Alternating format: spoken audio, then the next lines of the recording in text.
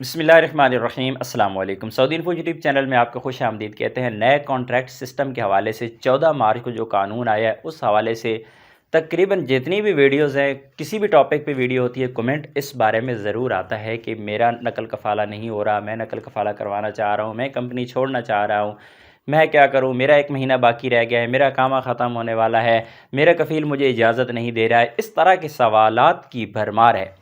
तो क्या हुआ, 14 जो मार्च का कानून है उसका क्या बना, क्या उस पर अमल दरामद हो रहा है? तो बिल्कुल सिंपल सा और आसान सा जवाब है कि अभी तक उस पर 100% अमल दरामद नहीं हो रहा, बल्कि अगर आप बात करें कितने परसेंट है तो मैक्सिमम 20% उस पर अमल दरामद हो रहा है।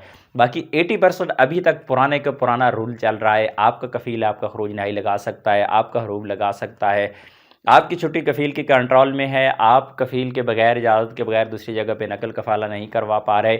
और सबसे अहम चीज़ यहाँ पर आप लोगों को मैं बता दूँ कि बहुत सारे लोग ख़ुद गलतियाँ कर रही हैं और वो समझते हैं कि अभी कानून नहीं आया। कुछ का चीज़ें ऐसी हैं जिन पर अमल दरामद करके आप इससे फ़ायदा उठा सकते हैं।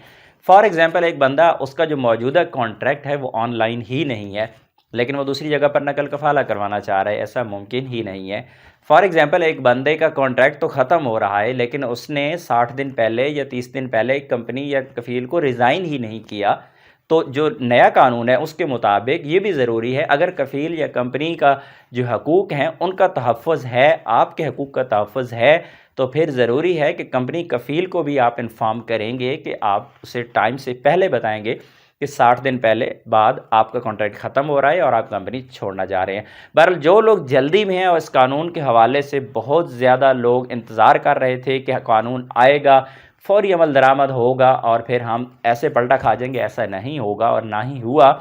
और उसके दो वजूहात हैं। एक तो ये है कि कानून नया है, इस पे अमल दरामद आहिस्ता आहिस्ता होगा, और दूसरी मेन वजह है वो कोरोना वायरस है। कोरोना वायरस की वजह से बहुत ज़्यादा कवानीन, बहुत ज़्यादा चीज़ें पेंडिंग में जा रही हैं, इसी वजह से डिले आ रहा है। इंशाल्लाह उम्मीद करते हैं कि इस पर बहुत जल्द अमल दरामद तो होगा, और जब मुकम्मल तौर पर अमल दरामद होगा इंशाल्लाह गैर मुल्कियों का इसमें बहुत ही फ़ायदा है।